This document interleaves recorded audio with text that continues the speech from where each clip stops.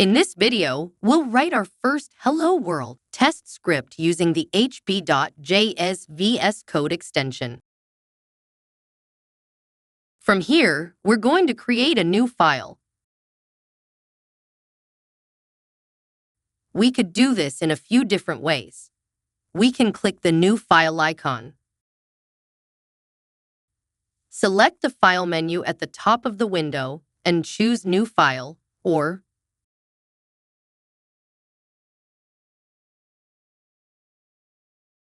right-click here and choose New File.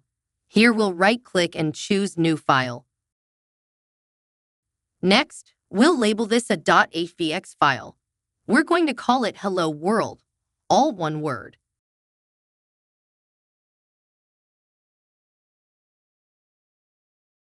We'll write out the script. In this case, a simple write-line command that will return a statement of Hello World. Simple and easy to the point.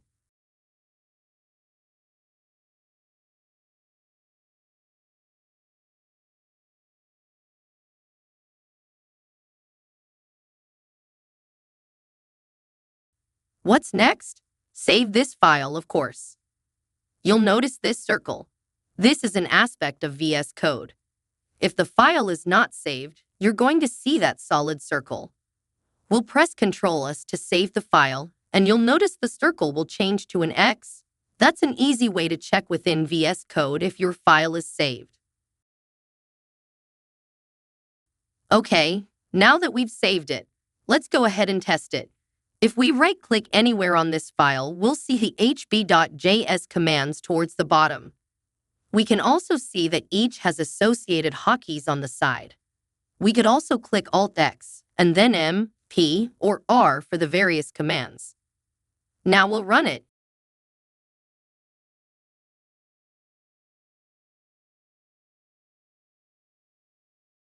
And look, it displayed Hello World. We've just created our first Hello World test script for HB.js with VS Code.